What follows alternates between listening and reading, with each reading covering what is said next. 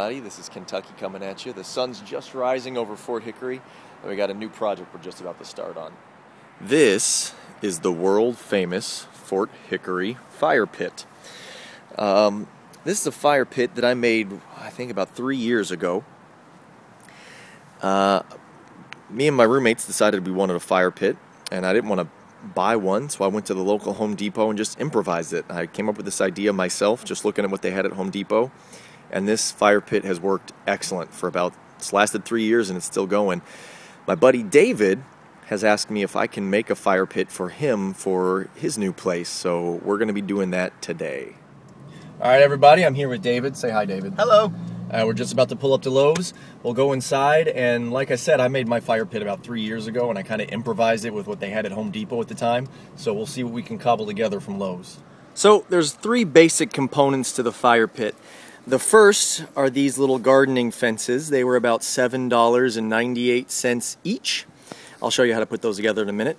The next component is high heat Rust-Oleum. You guys are all familiar with that. That was about $7.97 for that can.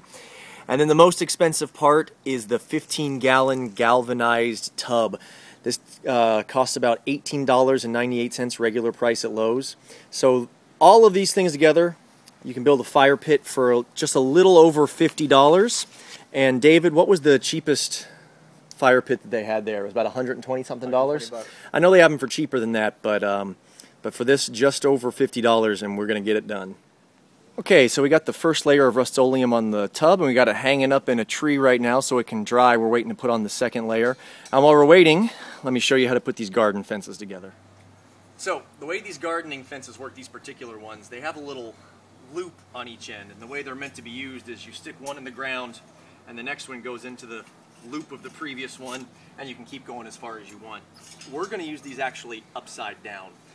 The way it works is you take the first fence, put the second fence through the loop upside down. And you're going to take your third fence, and as my British friends say, this is the fiddly bit. Get them all fitted together like that. Splay out the 3 different ends, and there's a very secure base for the bucket to lay on top. All right, so here's the finished fire pit product. David, what do you think about your brand new fire pit? It looks awesome. I'm so excited to use it. Yeah, I think it looks pretty good too. Now, what I really love about this particular fire pit design, 2 things. One, David was just commenting on the base, that the way the base looks, it makes it look like a professional fire pit, and I agree. The other thing I really like about this design is the fire pit is so deep, it can hold a lot of coal and a lot of ash without having to be emptied out. When we have parties using our fire pit at Fort Hickory, we usually start the fire going around 4 or 5 in the evening so we can cook dinner that night, keep the fire going all night until the next morning, and we never have to stop the fire to empty it out. Anyway, as always, guys, thank you so much for your views. If you have any questions or comments, throw them at me. This is Ken from Fort Hickory. Adios.